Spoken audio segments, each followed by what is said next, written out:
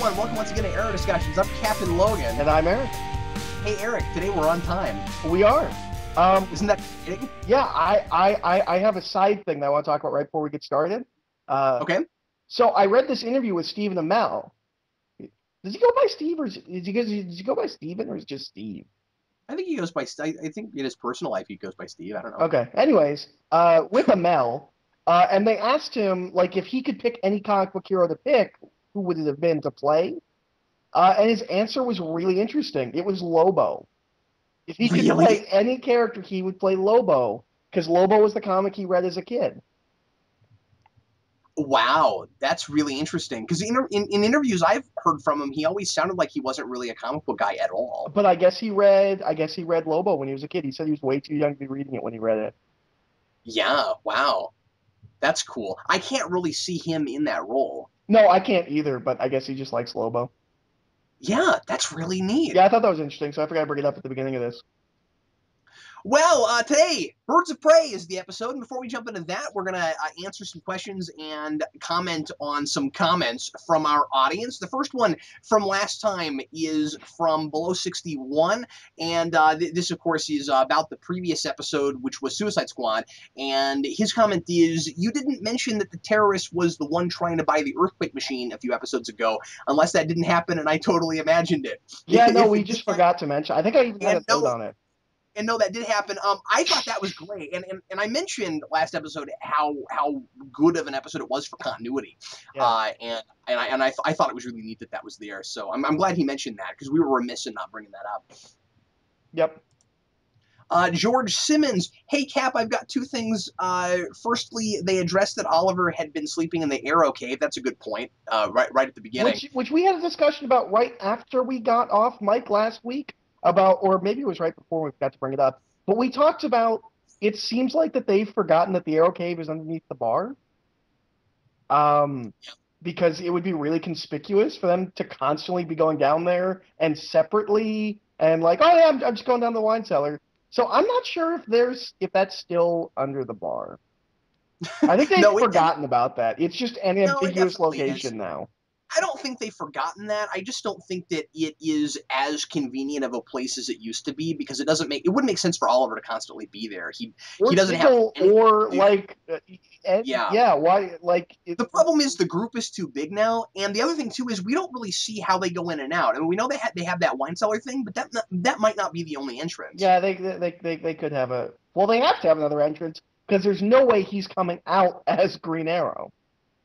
The second part of his comment was, secondly, when Oliver finds Alexei dead, there's a film showing clips of Shadow. Where the heck did that footage come from? I had the same note and forgot to bring it up. I did a little bit of research on this, and one of the producers, I forget which, came out and said that is supposed to be old home movies, but that Slade went and found that her father made.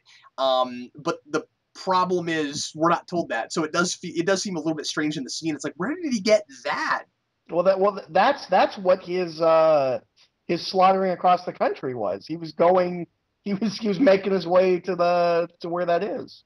Get it? He was torturing people trying to find footage of Shadow just for a really dramatic scene. Yeah. Okay. EC Cons, can someone please explain to me where this stupid Nightwing rumor came from?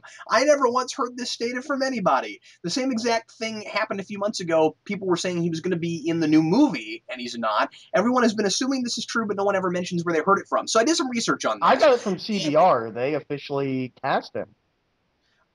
Yeah, apparently.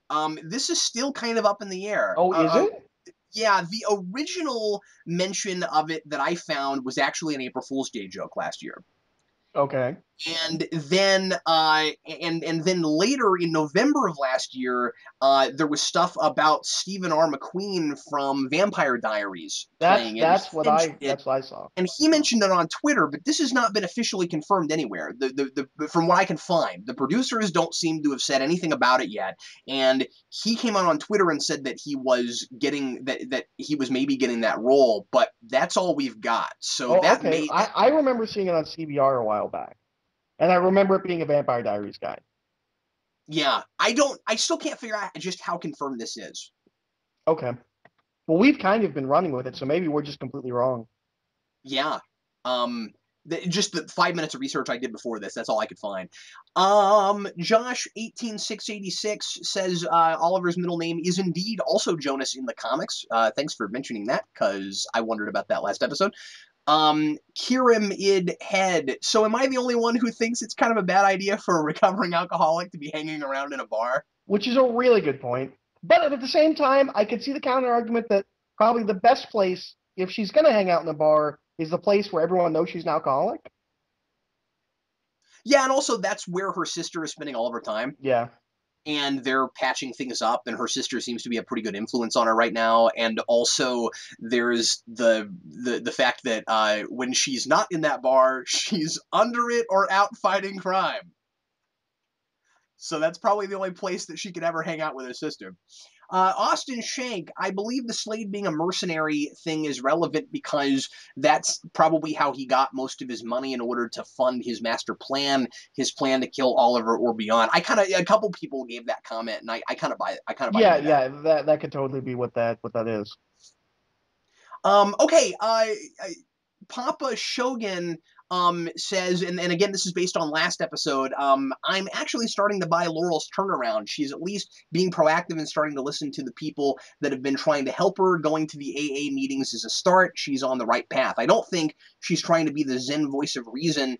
I mean, what has she done to push this notion? I only remember her trying to tell Oliver to act on his feelings for her sister. What's so zen about that? I'm not sure what Eric wants from her. I don't like to say it, but I'm getting the feeling Eric is looking for reasons to hate the character now, just to hate the character. Maybe he just doesn't like the actress. And at least one other person agreed with that. Eric, rebuttal. Well, first of all, it's not that I don't like the actress, because I really liked her last season. But and we're going to talk about this episode, but all season, I've really felt like they just don't know what to do with her. So they did this alcoholic thing, and then she kind of hit bottom, but not really. And then, like, she just, it feels like episode to episode, she's like a different character, and I don't like any of the things she's doing. I don't feel like I'm hating her unjustly.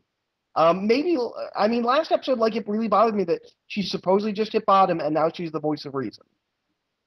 Like, it just, it feels wrong. Yeah, and I mean, I somewhat disagreed with you on that last episode, where I kind of thought it was less that she was being the voice of reason and more that she was just being a bit more mature. Okay, hold on. I have to I have to jump in. I just looked up. I found an interview where Andrew Kreisberg mentions the Nightwing thing. Yeah. It says towards the Kreisberg fielded a question concerning the Vampire Diaries actor, hinting on Twitter that he may be ready to play beloved DC hero Nightwing on Arrow. The casting has been unconfirmed and remains so. Kreisberg's comment was, he definitely picked the right guy to get me interested because Nightwing's my favorite. I don't know. Twitter's interesting. So that's kind of a non-answer. Yeah, that's pretty vague. That's a non-committal kind of answer. Yeah, so I'm wondering if maybe there's some truth behind it, but maybe it's early casting for like season 3. Well, what I think though, Eric, is that, and I could be way off base here, but if they're not firmly, definitely doing that yet, and they haven't decided on it, with the Gotham show, I kind of doubt it happens. Yeah, maybe so. I mean, they've got some Batman stuff. How crazy would it be if they decided that Gotham and Arrow were in the same continuity, but like 10 years apart? Oh, that's actually really interesting. I really doubt that they do that, but the guy who's playing Gordon shows up and they give him like a gray wig and a mustache. Yeah, they give him a mustache, and then all the fans are like, okay, fine, I guess we can't complain that he doesn't have a mustache now. Okay, Eric has asked for a new segment on this show because it just wasn't long enough. I don't know if it's going to be a new segment. I'm doing it this episode. Okay. Because Eric, you were gathering the questions, and yes. I thought you said for the audience, and then you corrected yourself, said from the audience, and I said I'm the right questions for the audience. So this week, Eric is going to ask some questions for the audience. Go ahead, Eric. Question 1, tuna, for or against? Question 2, are Oliver's socks green? And my last question is, do you think Slade is anti-shaving or just wants to look the way Oliver last saw him? And then I guess I'll ask a question. If Oliver decided to get another tattoo, what should it be and where on his body? Well, it's not I Heart Mom. That's for sure. And it's probably not Mirakuru for the win. He had an I Heart Mom and he had to like burn it off. Well, let's go ahead and get into this episode. This week we're talking about Birds of Prey, which ultimately I think ended up being a really interesting title because I think a lot of people, like because of Suicide Squad, sort of including myself, really kind of expected to see Birds of Prey sort of team here, and that's not what we got at all. Yeah, We got. I thought that was playing a little unfair. I don't think so at all. I think it's interesting that we've got that the two huge characters that are kind of running up against each other in this are Huntress and Black Canary because famously they haven't always gotten along in the comics. I think it made a lot of sense to do that first before they ever would actually get together. And then like on a team. And like the title makes a lot of sense for the story we get because they're not Birds of Prey as in the team Birds of Prey. They're Birds of Prey as in they're they do whatever they need to survive. I kind of I don't know. I kind of dug on that. Okay. I have some notes on that. Well, let's go ahead and just jump into it then. Eric, why don't we start running down your notes? Because you said you had a lot of stuff, and I'll occasionally fill in some things, but I'm probably going to mostly just be answering your ideas and criticisms. Go ahead Okay. and get. Well, when I started rewatching this to make my notes, I told you I don't think I'm gonna have a lot of notes. So the I don't know, the beginning of the episode, which was mostly action, I don't really have any notes on. So my first note is the bracelet that Roy gives Thea. Mm-hmm. Does it kind of look like one of those bracelets that you had as a kid where you like hit it and it snaps around you? Yeah, I thought so too. Okay, it's not just me. It's like a really nice one of those. Yeah. I can see that costing some money. Yeah. If only they made like stainless steel like ones that snap around you. But That sounds full.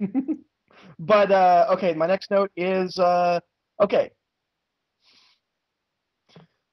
So this is gonna be a thing because there are a lot of this. I don't know if they're nitpicks or just really like not playing fair with the audience or just taking shortcuts.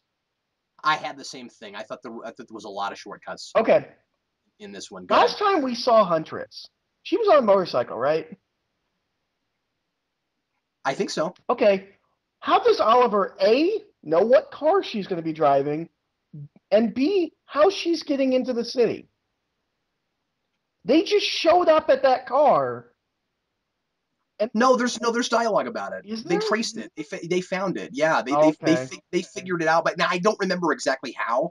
But no, that was a Felicity thing. All right, I missed that, but I still am not sure how they That know was a what cars that was she's a using. that was a whole research thing. They figured out based on process of elimination what she had to have been driving and what was coming into the city. Okay, and then Felicity has this comment where she's like, "Leave it to frat guys to be like, oh, I didn't know I was breaking the law."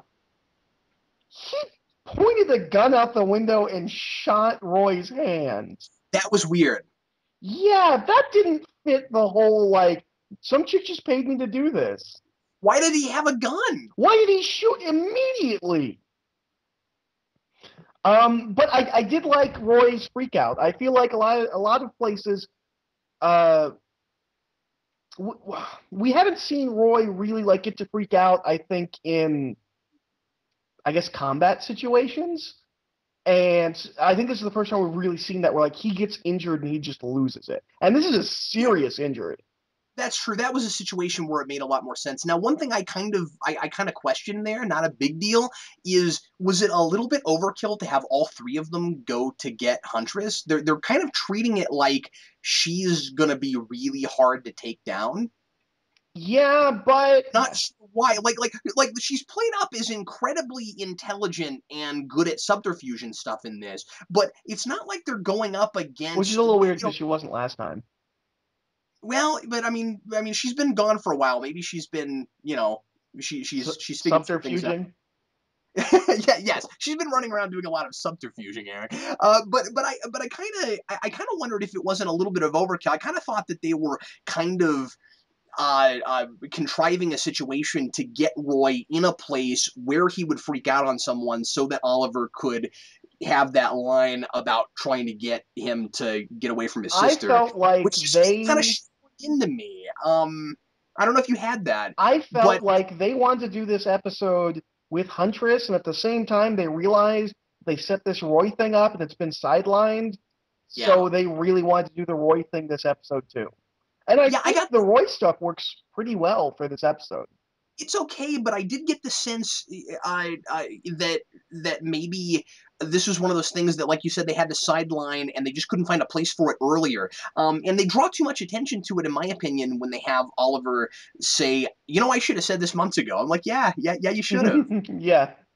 Maybe if they hadn't put that line in there, it wouldn't have seemed so glaring to me. But that was one of my big notes. Was I was like, you guys seem to be going out of your way to finally address this when it really probably should have been dealt with a long time ago. And also part of that too is just all those episodes. Well, all two or three episodes of Oliver knows the secret, or I'm sorry, Roy knows the secret, and then he's conveniently not in the in episodes for a while. Um, so yeah, we're seeing finally a little bit of them having a tough time juggling all of the various subplots they've done, and considering the sheer amount of them, it's pretty impressive that it's not worse than this. Yeah. We So like it's not that huge of a thing. I'm with you. The way it's handled isn't bad. The it way feels like it's it's set, tacked on to this episode. pretty contrived. The way it's set up in the first place, I thought as Yeah, well. it really feels like they needed to get this to happen before they can move on, and they just couldn't find where to place it, so they put it in this episode. Um, here's a while we're doing little nitpicks, and maybe this isn't so little. Why would the big five of our characters that all know about Oh, you Oliver, mean the include, Power Ranger scene? why would they all conspicuously meet together in the bar that they have a secret headquarters underneath? You mean the Uh, Power Ranger scene? yeah, it really seemed like kind of a change of just for the sake of change of scenery. Yeah, I thought that was weird too. That was really silly because Roy's like, "Oh, I have to go take some drinks to people," and then he just walks over and gets in this game. Like that is a really conspicuous group, right? Yeah, These are not five people that would ever all be standing around together, and it just feels lazy. and I don't mean episode lazy. I mean lazy for these characters. You guys just go I downstairs. don't think anyone knows that Felicity is friends with Oliver. They think she's an Outside employee. of work. Yeah. So I don't know that whole thing. You're right. It is a Power Ranger scene. It would have been really great if on top of the whole thing, Oliver was wearing a lot of green. I'm just saying. Okay. What other notes do you have, Eric? Okay, so I don't actually have any notes on the scene where Laurel gets her job back. Do you have any notes on that? Uh, at first, it really bothered me because I didn't know where they were going with it. Okay, yeah, until later. Yeah, I mean, the first time I saw it, I was like, "Oh man, really? Okay, Like she's gonna get her job back that easily?" But yeah, I mean, I guess when we get to the reveal, we'll talk about how that's ultimately dealt with. Can I just say generally that I really really disliked this episode on first viewing and was more okay with it the second time around. I had a little bit of reverse, but not with the Laurel stuff. My reverse was more for I found a lot of these like shortcuts and logic leaps all throughout this episode, and the show's usually tighter than that. Yeah, that was my big thing too. I thought that generally, and I still have this. I think generally this was for this season. If we're just comparing it to the thing as a This whole, felt like a season one episode. kind of a misfire. Yeah, it was written like a season one episode, and I thought that the writing was not nearly as sharp as it has been this season. It's not terrible overall, and like I said, I liked it a lot better the second time around. But anyway, I just wanted to get my general thoughts real quick because I hadn't done that. What other notes? Okay, so Sarah heard about Laurel taking this case on the news, or at least that's what she tells Laurel. I'm assuming it is on the news, right? We see it on the news. Okay, why is this not a huge deal? That this DA that just got fired for being in it. Like, I feel like this would be a media Because circus. you must have missed that scene. There's a scene where we see them downplay it on the news, where the reporter says that she was on leave. Oh, okay. I must have They're missed that line. Okay. they're lying to the public so they won't know that nobody knows about the disbarment publicly.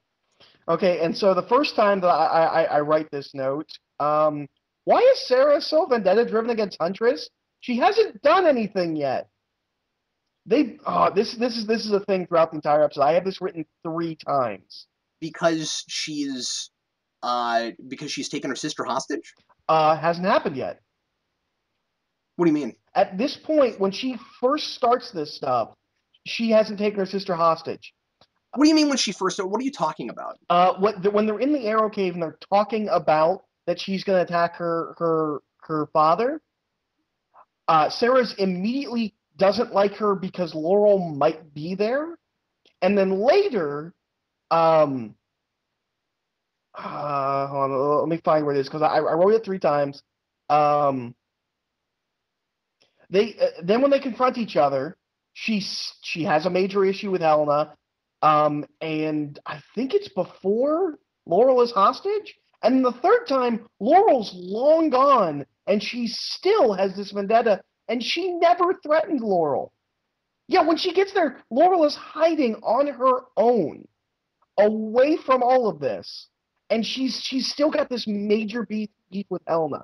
It felt Yeah, really and forced to me. it's not even a beef so much as she's acting like it's going to be necessary to kill her. She's acting like she did kill Laurel. So you're saying that is this huge contrivance in order for them to draw a parallel between what Oliver's doing with Slade, so that they can set it up as a double standard. I thought they did it to get the 2 chicks to fight each other so they can call it birds of prey. Well, that's part of it too, but her whole thing. I mean, that's where most of the Yeah, thematic she crux was ridiculous. There was no and this whole thing. First of all, we're back to season 1 where Oliver's like, you're not a killer. I was like, yes, she is. She was an assassin. And then later he tells, I'm jumping all over the place, but he tells Helena, he's like, don't kill him. You can't come back from that. I'm like, you came back from it. You can come back from that. That's what this show has been this season.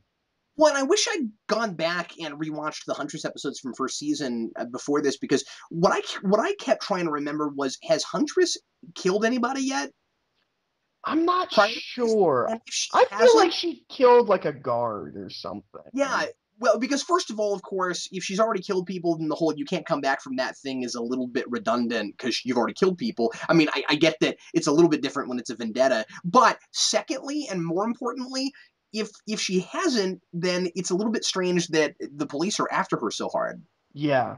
Um, I kind of wondered about why she was such a huge fugitive. But again, I'm probably just not remembering stuff from last season, because like everybody is acting like she might as well be hyped up on Mirakuru.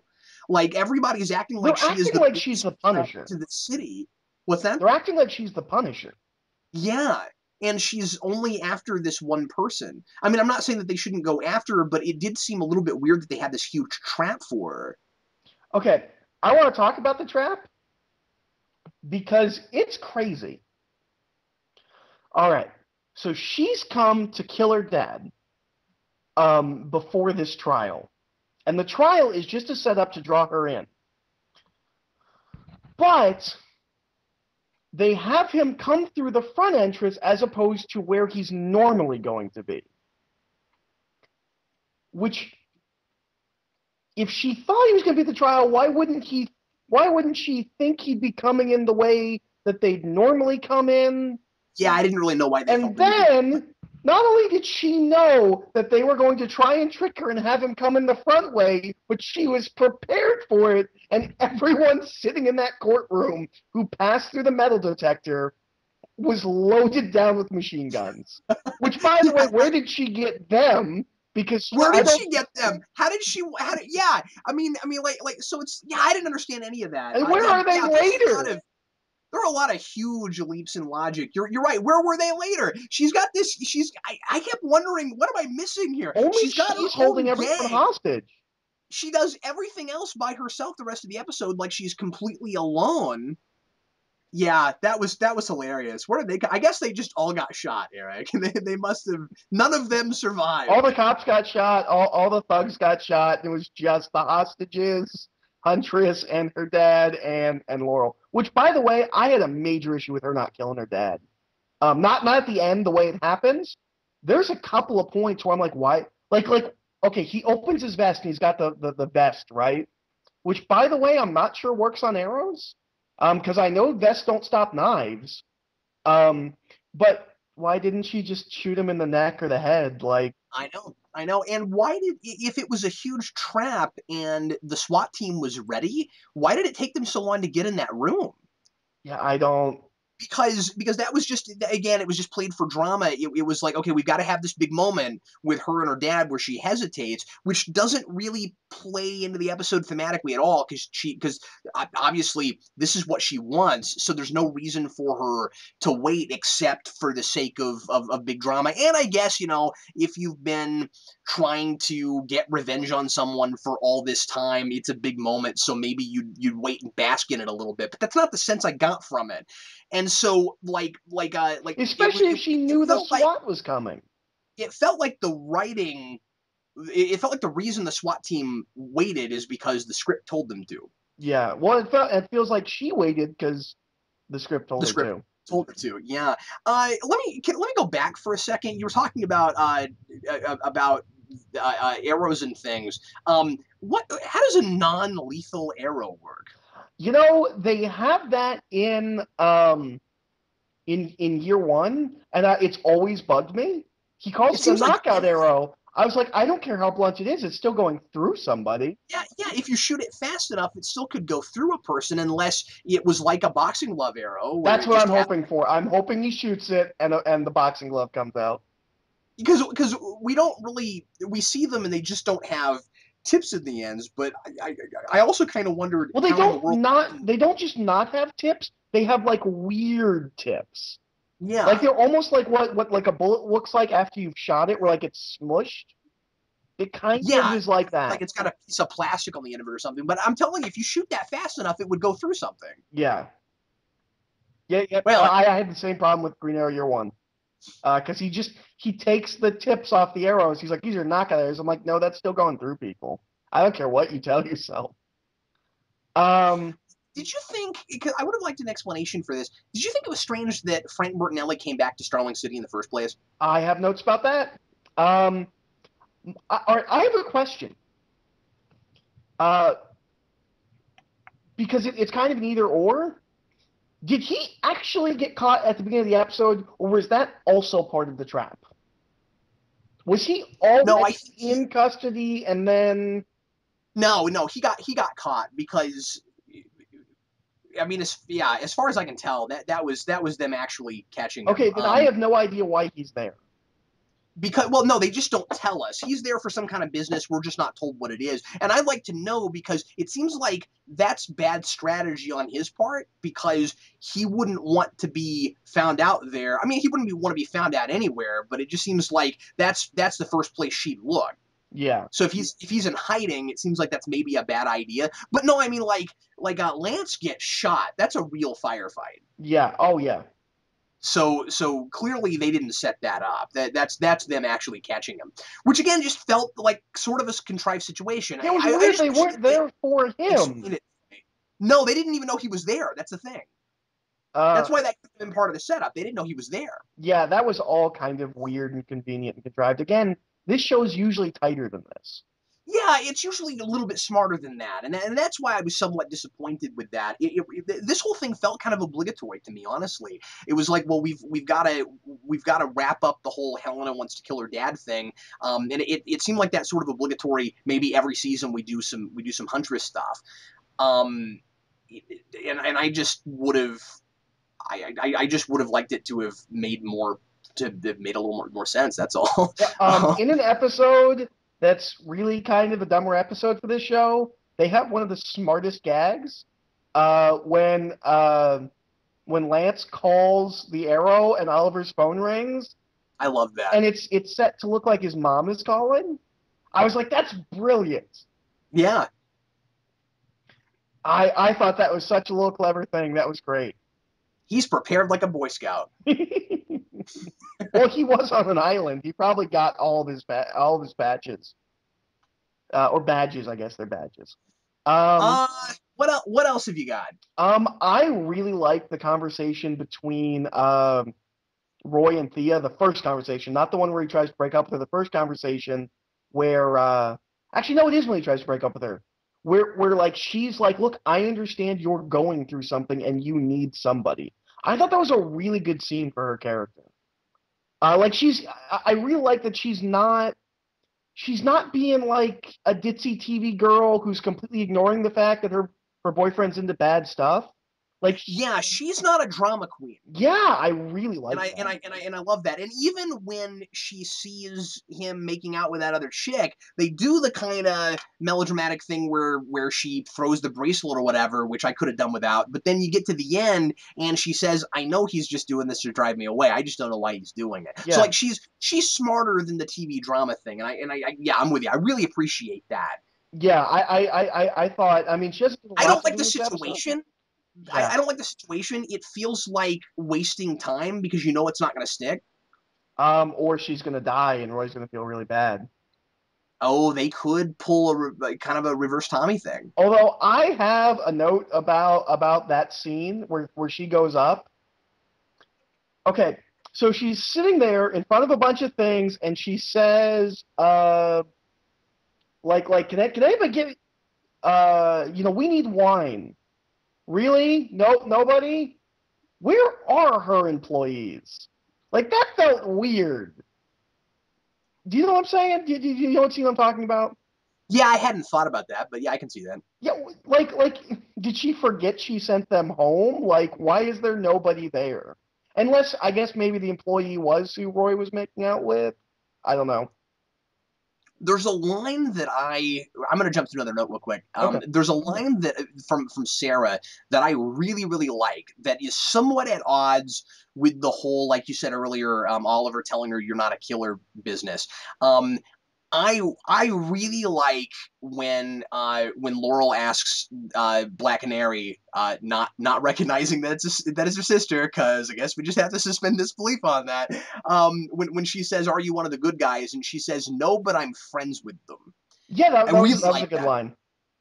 Because she doesn't see herself as a hero, and her character arc in this is whether it story wise works or not. I like the idea behind it. That you get to the end and she wants what Oliver wants now. That he wants to actually be a hero and not have to resort to killing, and she's gotten to that place at the end of this. Well, and I don't know if it works, but I like the idea. that ties into a really good line from at the end of the episode when Oliver's talking to Huntress and he says, "I used to be a killer," and she says, "What are you now?" And he says, "I'm trying to be better." Yeah, he won't go as far as to use the hero word, but then Sarah Which does. I thought was interesting because that reminds me a lot of Dennis O'Neill's The Question. Um, and I thought that was interesting. Um, So can I just say that I think Sarah's voice modulator thingy is really cool sounding.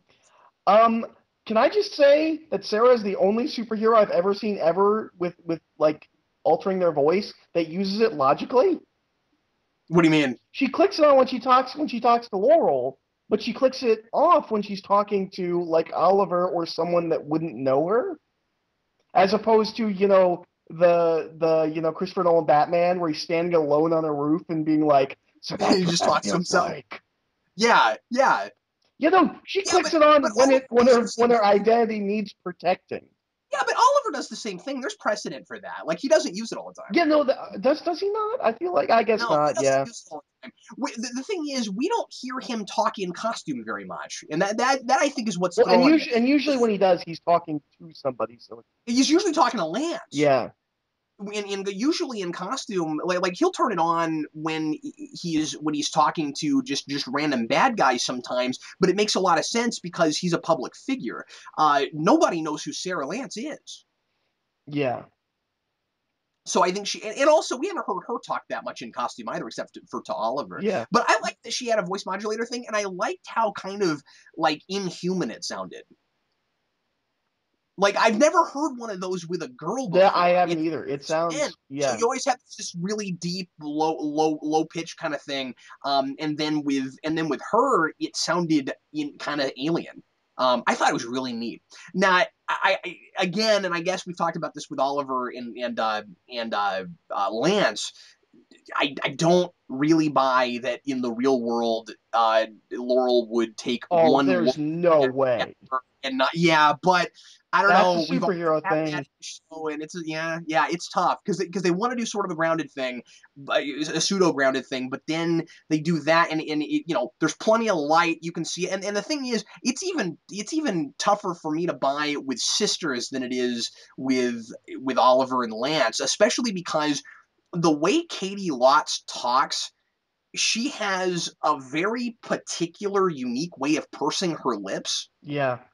that is recognizable any place. Like I've watched this show long enough, much less being her, like much less if I was her sibling, that like you show me a picture of her lips and I can tell you exactly who that is. It reminds Or of her me. lips. It reminds me of an amazing scene in Green Lantern, Green Arrow, where Green Lantern's talking to his girlfriend and says, "I have something to tell you." And he takes off his domino mask. She's like, "How?" It's great. I'm waiting for that scene in this show where Black Knight takes off her mask and Laurel's like, "It was you the entire time?" Because at least Oliver has a hood. She's just it would almost be more practical if she did the comic book thing that she used to do, where she has black hair and wears a blonde wig. Well, she is wearing a wig. Is she? Yeah, she wears a white wig. Oh, I thought that was just her hair. No, I'm pretty sure she's wearing a wig. Oh, I thought that was just it. Kind of looks like her hair. Okay. It seemed to me like that was supposed to be the stand-in for the hood or a whole mask Okay, thing. because she has long blonde hair. Yeah, but it's not that white. Yeah. Oh, okay. Uh, what other big notes do you have? Um, Regardless of what I say at the end of this about Laurel, what does she possibly think she can do to stop Helena? And she's like, "What makes me so special? Nothing. I'm getting you out of the building so you're not murdered by this psychopath." Yeah, Um, the SWAT guy hates heroes way too much. Like he's like, "They're not the law." I'm like, I'm pretty sure the law doesn't let you just lay down fire at people without like anything. Like he's just like, "Oh, they're wearing a mask." That was a really bad bullet sound effect. I apologize for that. yeah. That sounded like It's shaving cream. well, I thought it sounded like a dial-up connection. Yeah, I guess that too. But yeah, Every time they start firing bullets, it's a dial-up but connection. yeah, like every time, like he sees Mask and he just unloads his machine gun. I was Yeah, like, I I felt don't like think that. that's very lawful. Yeah, I felt like it needed some kind of build-up. It would have been nice if maybe that character had been. If we'd seen that guy in earlier episodes complaining about vigilantes, He's the because guy. He's the guy from Spider-Man 2. Spider-Man stole his pizza, and he never let that go. I got that's They're funny. not the I got law. They can't steal I just people's hey, he pizza. stole that guy's pizza. I really got the idea that there was supposed to be somebody help me out here because I watched this twice and I still don't get this and I'm assuming that it's me and I just didn't understand this. It seemed like there was some sort of correlation between Huntress and the other vigilantes where like because she wears a mask they're Yeah, he also says something. He's like, "This is what happens when you let people wear masks in your city. I was like, Yeah, but they're well, and the thing is, actively stopping her. here's the thing, though. Here's the thing, though. That's not what he said. He didn't say letting them into the city. He said that's when you let them like run wild or whatever, and I almost implying that like the reason Huntress happened is because they're allowed to fight crime. That doesn't make any No, sense. that doesn't make any There's sense. no correlation, and she hasn't been in the city. She just came back. So like, somebody help me out here. I don't understand that scene. Yeah, And there's a lot of that in she's this. really over the top. Well, I didn't even mind that so much as I just thought that there was a huge logical disconnect there. And then Laurel comes out of nowhere and tells Black Canary that she isn't a killer. How does she know that? Yeah, she doesn't know anything about it. Well, that's what honestly, the first time I saw it, I thought maybe she had figured Like out she was that it gonna was say Sarah. Sarah. Yeah. Well, and also she's not using the voice modulator thing right then. Oh, And or at least it didn't yeah. sound like she was. And I was like, okay, has she figured out that that's Sarah? And then she hasn't. So yeah, that's another one of those giant leaps in logic. People are just making assumptions because they've read the script or something. Um, okay, let's see. Okay, so when Oliver goes to talk to Helena in the police interrogation room, he says that they donate to the cops and he gets to call in a favor every once in a while. Um, wouldn't that have helped a couple episodes ago where they had to break in to the police station to steal files? Could he maybe have called in a favor there? Do you remember? Yeah. I Yeah. I guess I figured that that's not actually how he managed that, but oh, okay. I assumed it was because he just showed up as Oliver. I guess he could have picked the lock or whatever. yeah, that's true, but we didn't see that. Yeah. No, you make a good point. Okay, tell me if you had this when I can't believe we had this many notes. Tell me if you had this when Thea, I guess it was just the way it was staged and the fact that there was like no music and it took a while for her to get there. Something about the way this scene was staged when Thea goes into the storage room to because she needs to get something. I really thought she was going to somehow stumble onto the Arrow Cave. Oh no, I didn't think so because she went up and not down. Oh, okay. I forgot where they. Well. Yeah. Once she actually gets there, but something about the like as she was walking there, I don't know what it was, and then it made me think, oh, that would have been way cooler. I see. The way that they did it, I thought she was going to get attacked because there's nobody around. Hey, where is This everybody? would have just been a really great time, and I know we've already had a lot of people find out this season, but this would have been the perfect episode for her to finally find out about Well, Roy but having been on. then we wouldn't have gotten to the ending that we got to with her. Well, that's true, and then depending on where that ends up going, I might be really glad that they didn't go there yet. You make a great point. Okay. So with the Helena in the thing, in the interrogation room. Okay, her dad's dead now. Can she go be a superhero now? Like that was her whole thing was she wanted to get rid of her dad. Like I don't think she's gonna go around just like killing random people. Like I feel like maybe they're setting her up to be a reoccurring character more so. Oh, most certainly they are. Although she Yeah. did the thing she did last season where she cries for no reason at a scene that's really not that sad, and it's that Native American standing on the road crying for litter, where it's just the one real quick tear. Her eyes aren't red. She doesn't look like she's crying. She did that last season. I distinctly remember that where I was like, this really isn't that sad. Yeah, I don't know. There was something about that scene that just didn't work for me. I kept thinking that what she was saying and the way she was playing the scene didn't go together. Yeah. And having said that, I do want to say that we were really hard on that actress last season, and I thought she stepped it up a little bit this episode, Well, she was playing evil, which which isn't as hard. I think maybe last time, I don't know if she knew what she was playing. I'm wondering if maybe the direction was kind of, well, she's a good guy in the comics, but we're kind of doing a bad thing with her, play it. Yeah, can we blame the writing as much as the acting there? And I think maybe so because she's kind of a one-trick pony, right? It's Play basically just casual. she wants revenge. Yeah, so you get to the end of this, and she says, "I thought I would feel different, but I don't." But the way she's playing it, she's an entirely different character than she was when she was in rage mode. And But I think that's the point. No, it is. But I just thought that dialogue was a little bit weird, you know, yeah, I guess when I hear a character that really wanted vengeance on someone, say I thought that person dying would make me feel different. I kind of would expect her to still be sort of in rage mode, like I still have all this anger inside. I can't do anything about it. She's lost all of that. Help me out here. I thought it made some kind of sense. Is that like she finally got what she wanted, and now she's left with nothing. Like realizing like okay, that didn't.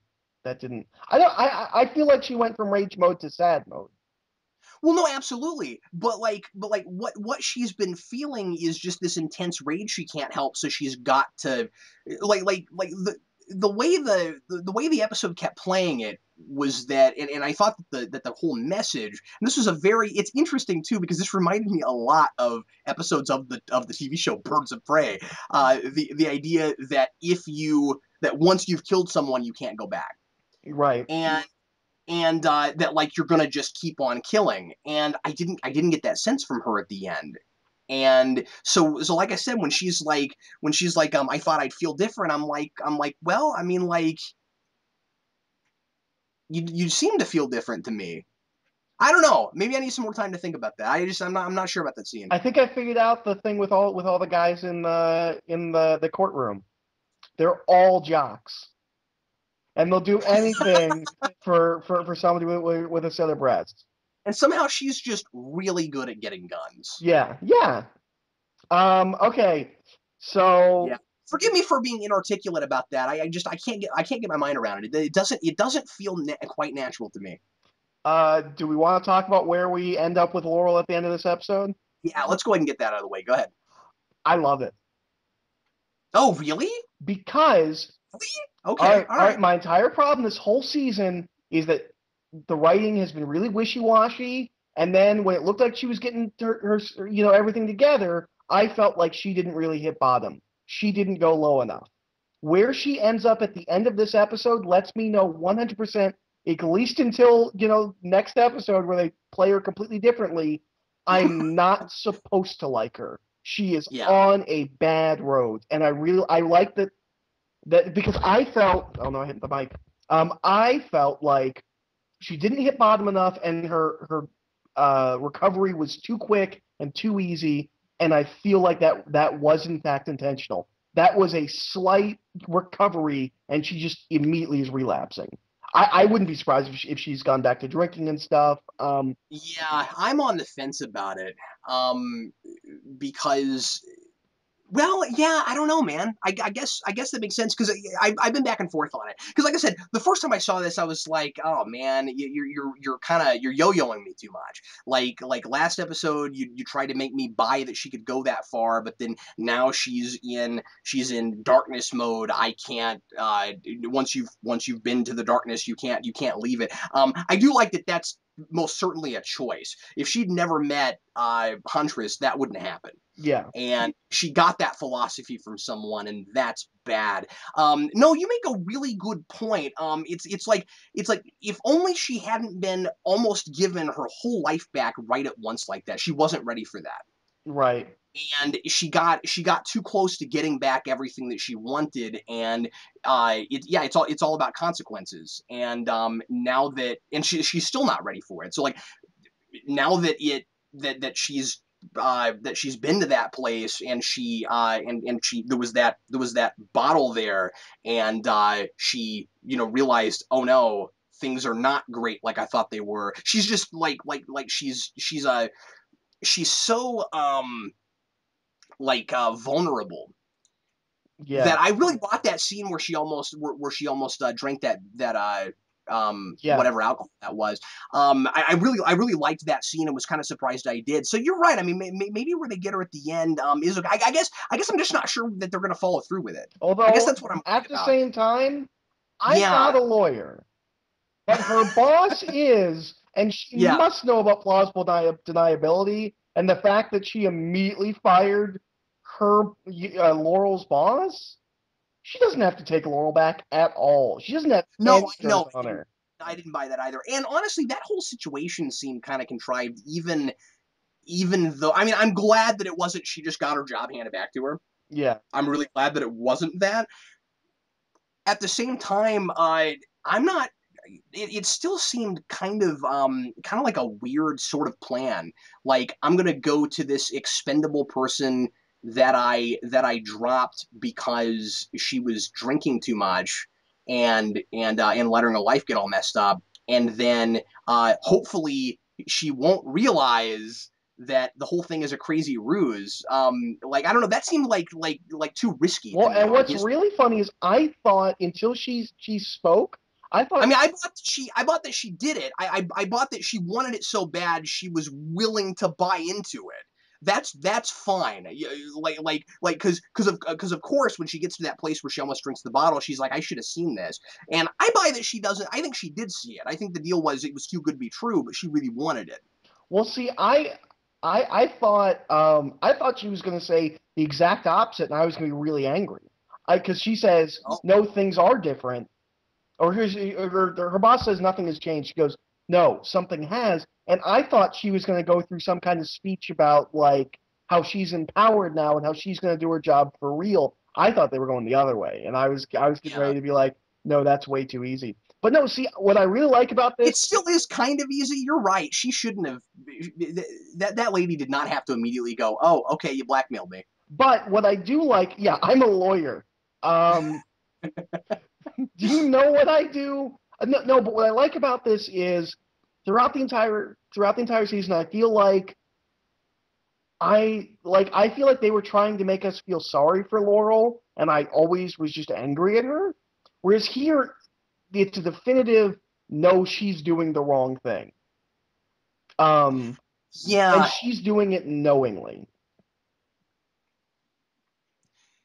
I think that it will have won me over on that if If they they follow stick through. with it, yes. Yeah, and I'm just not. I've been yo-yoed around with her so much. I'm not sure that it really played more to me like they suddenly had this idea, the spark of, oh my god, we could go here. This is interesting, Which is and what it I didn't feel. predicted in like episode 3. Yeah, it didn't feel planned out to me. I It really, felt kind of exciting, it does feel but like all this season they have had no idea what to do with her, and maybe they did just hit like, what if we took her, bad? or maybe part of this might be a nutso thing to say. Maybe the problem is that it's a lot more realistic than you actually ever see this kind of thing played on TV, and I can't get my mind around it because I'm used to formula. Maybe so. You know what I'm saying? Well, Where like she thought she hit rock rephrasing bottom, that. and so then she had this place of like euphoria where it was like, oh my god, I understand the whole universe. And then the first time somebody takes advantage of her, she has no idea what to do, and so now she says, you know what, I'm not going to let that happen again, and she overcompensates the other way. I do really really like the idea of let's play darkness in different ways.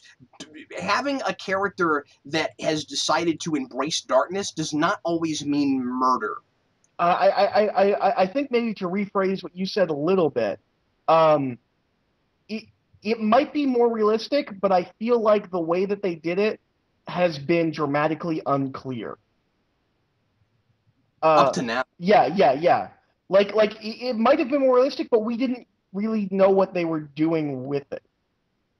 So it felt like she's over here this week. She's over here this week. She's getting better. No, she's not. No, I feel like if nothing else, it seems like this episode has given her a clear direction to grow towards. Yeah. Do you feel like they could have maybe done this a lot earlier? I kind of think this Huntress episode should have been like 10 or 11. Yeah, you know what this should have been? This should have been the comeback from season break. Yeah, absolutely. I just think that if they had taken her to this place earlier in the season before all the Slade stuff, A, I would be kind of more interested in it, and B, it would have felt a little bit more natural. Did you have any other major notes before we jump to I Desmond? have two more We are, notes. we are 53 minutes into the podcast. I have two more notes. Okay, okay. One of them is Thea's whole conversation with Oliver at the end. I'm not saying that it's ripping anything off, but it really reminded me of the maybe it's time to let the truth have its day, Master Bruce. Yeah, I had the same thing. Um, but yeah, that's it's not that exact same conversation, but No, it reminded me of it. yeah. That's all. And then I know it's menacing and everything, but how did Slade know that she was going to be walking out that door at that moment?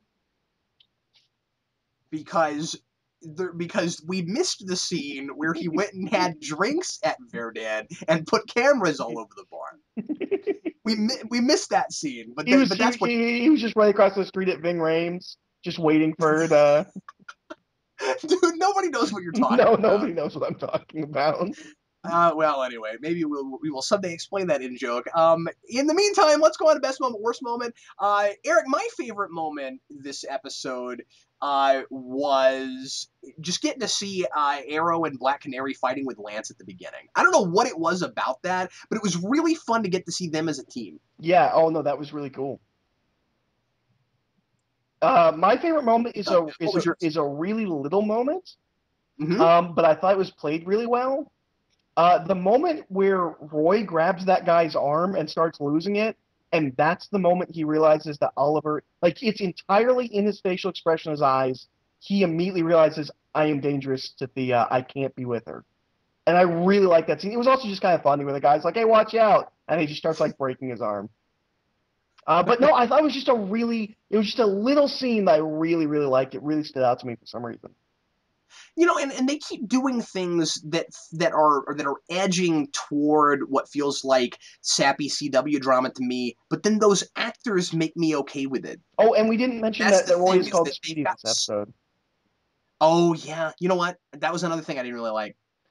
Yeah, I thought it was weird that it was weird how the conversation played because he says, I tried to it wasn't until I mentioned Thea, Thea, and he Thea goes, doesn't that's mention why you called me faces. Speedy. I was like, Yeah, I don't. I, no, if you because it did snap you out of it, so surely you know.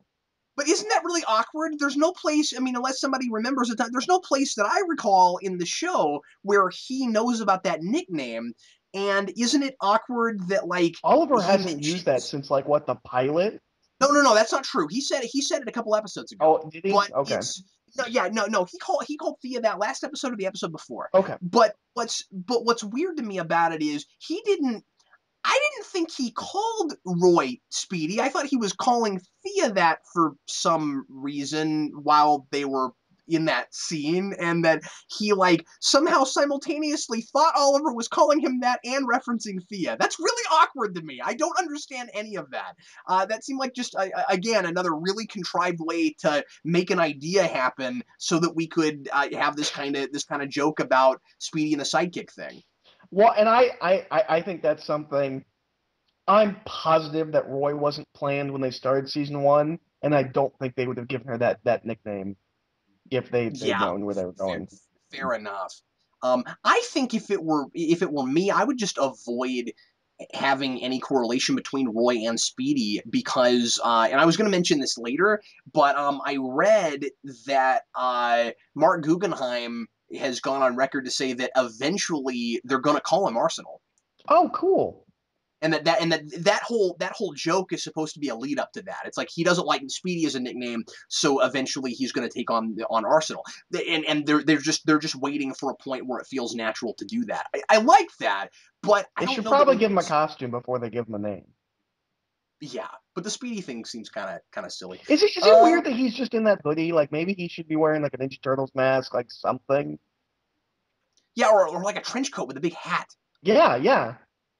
My worst moment this episode was Thea's line, "You're the only one who doesn't lie to me." That didn't work for me. Yeah, I don't know why she thinks that. Yeah, I don't either. They're not convincing me that she really believes that because there were too many moments in season one where she thought that Oliver was lying to her, and maybe the whole thing this season is just they haven't had very much screen time together, so it's been conveniently easy for us to pretend like they have this very open relationship. The problem is they don't talk together very much, and so I don't know. I had a tough time with that. I didn't really have a worst moment. I thought this episode was kind of mediocre, and there was nothing that really stood out to me. So what I put down was just Laurel refusing to leave and just being like, "No, no, I can help," and then she immediately gets kidnapped. And or what do you call that when you're pulled into a hostage situation? It's not kidnapping. It's she's made a hostage. Yeah. Just immediately. So yeah, that was my worst scene. Which, by the way, I just realized this. We didn't mention the island stuff at all. No, we didn't. Which is the first time the only note I really have about it is this is the first time that Island Sarah has really had to make a decision. Yeah. And that's kind of the what all the flashbacks were. It was fun. It was good stuff. There was a weird attempt at a parallel hostage situation that I didn't really play for me, uh, I didn't even pick because up on that. Yeah, you're right.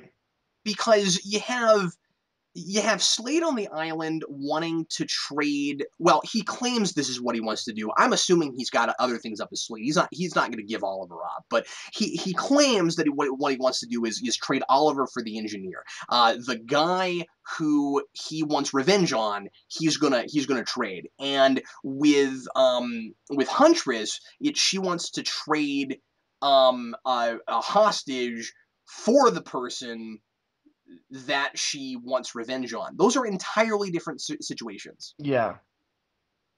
So like thematically they don't parallel at all. They're not. I don't even know if they're trying really hard to actually parallel those, but it was a little bit strange that they kind of like they're just similar in that they're both hostage situations. Like I just thought that they could have been connected in some much more interesting way than that. Yeah. Because it was weird that they were opposite hostage situations. Well, and the Sarah one's going to continue into the next episode. This one was just contained. Right. Yeah, exactly. So I don't know. It was just sort of set up that way. I think it would have been a little bit better if the flashbacks just hadn't really had a lot to do with. I mean they do thematically connect up in vague ways.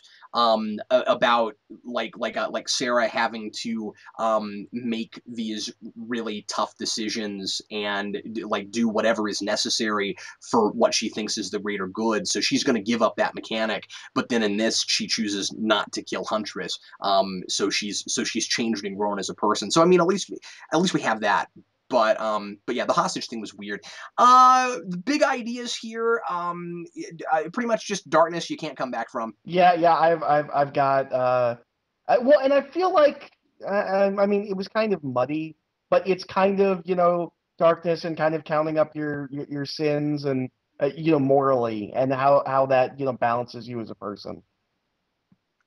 I also thought, the parallels between Huntress and Laurel are somewhat interesting. And again, I really like the idea of let's show darkness on different levels, and it doesn't have to always be about killing people. So like the her obsession with wanting her father killed is somewhat paralleled to Laurel's addiction. Well, and I think they also kind of tried to parallel it um, with Sarah wanting to get Helena, but I didn't think that worked at all. So, but I Yeah. think they tried to parallel that as well. We didn't have any new guest Yes, stars we this did. episode. Who? The guy that plays the SWAT guy. Oh yeah. His Okay. his name is Lachlan Monroe. Um, I know him from Scary Movie and Freddy versus Jason, but he's been in a lot of TV. He plays a lot of cops, like just kind of bit role cops. So I just thought I'd mention him because I did know him from other things. What was your favorite line this episode? I have two.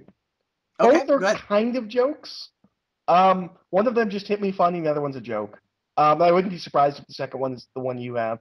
Um, the SWAT guy says no one has to die today, and then Huntress replies, "My father does," and that just kind of struck like a funny chord in me. I thought that was just because you hear that all the time in hostage situations, and I like that she's like, no, this guy does. And then the other one was, oh, it's getting really hard to keep track of who knows whose secret identity. Yeah, that was the big one I had. Yeah, I figured it was a And like really good line. and like I said earlier, that Sarah line I really liked when she said she was friends with the good guys, but she wouldn't call herself one. I really liked that. Yeah, I guess I would throw in a third one is the what are you now? I'm trying to be better. I'm Batman. Let's go on to comic references. So we had to do the obligatory writer thing. So we've At the got corner of Gale these Street and Simone. Gail and Simone. That was going a little too far for me. Or maybe it's not that it's going too far so much as just like it's become really routine. That stuff doesn't even jump out at me Well, anymore. and the thing about it now, the thing that they do now, I feel like, is well, this is Birds of Prey, so we're doing Gail Simone. Last episode was Suicide Squad, so we did Ostrander. It's Right. not. Whereas before they were just kind of like doing fun comic book references. Now it's like, oh hey, we're doing this episode. I'm It's sure. always an homage. Yeah. I'm sure when we get to the Deathstroke episode, we'll have, at the corner of Perez and Wolfman. Or something like that. Yeah. Yeah. I don't know. That one just seemed a little bit less creative to me than usual. I mean, I love Gail Simone, so It's a law firm, Wolfman Perez. It's Wolf Ram Perez, whatever Perez Wolfram stands Perez. That's fantastic. Their favorite band is Heart. for. Um.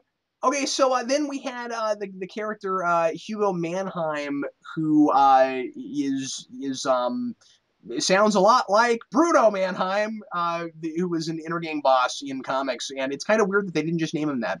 I'm gonna make a prediction that Bruno Mannheim shows up and Hugo's like his son or something, and something inner gang. Yeah, but that's really strange because that's an obscure enough character that, like, even if you just called him that, I think a lot of people wouldn't have picked up on it. Yeah. Well, the name was distinct enough that I looked it up. Um, and then I really didn't know him except for he was in the I Superman didn't either. cartoon.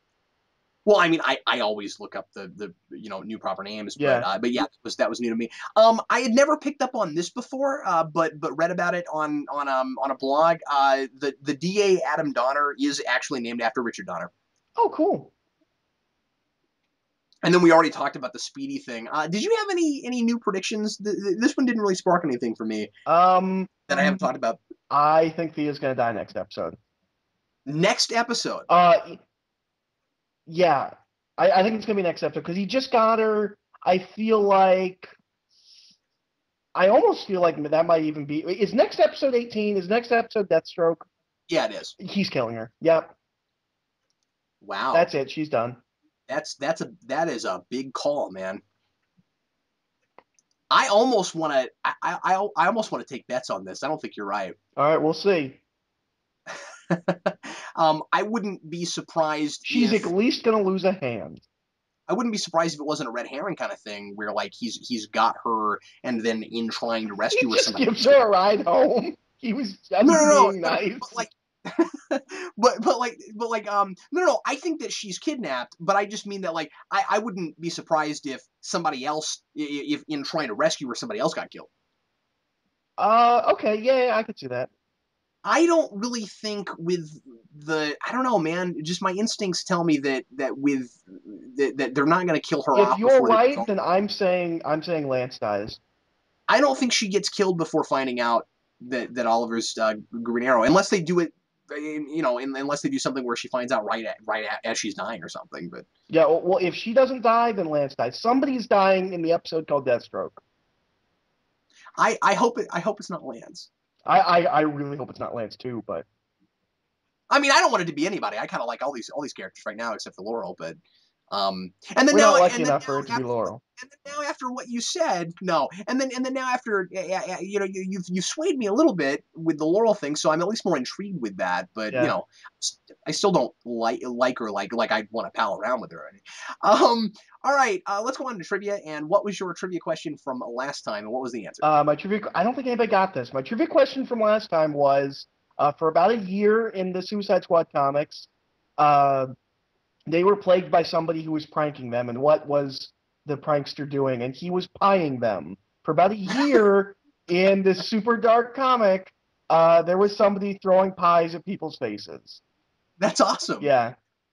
And they didn't know who it was. And literally, they just like round the corner and they get a pie in the face. But then the rest of it was like really heavy. Yeah. That's great. I love comics. Yeah. I like John Ostrander.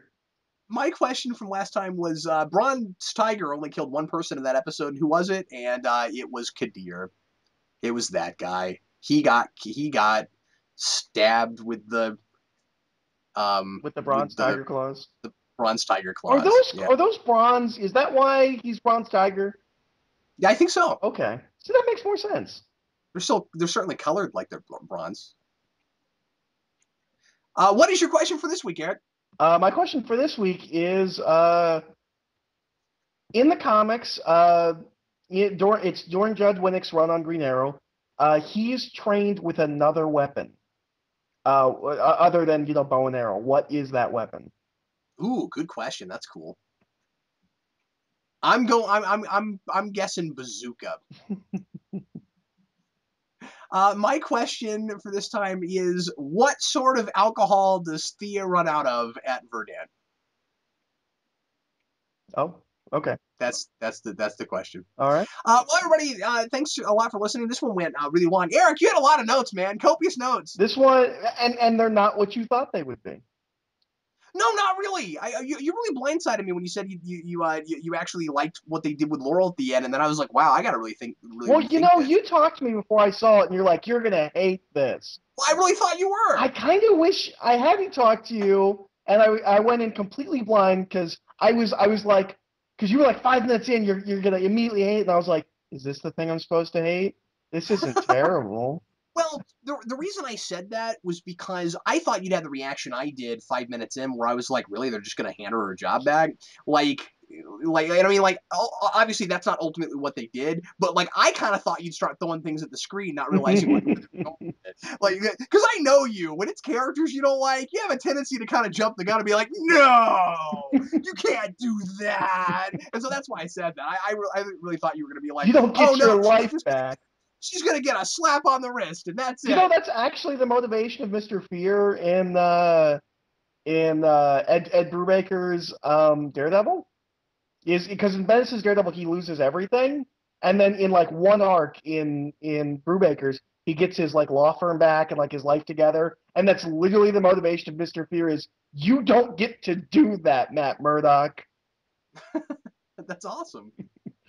Uh, yeah, Yeah, I really just have to see where they're going with the Laurel thing because I'm still like really I hope apprehensive. she goes bad. I'm wondering if maybe because well, okay, actually I have some predictions Uh-oh. because uh apparently Isabel's coming back this week.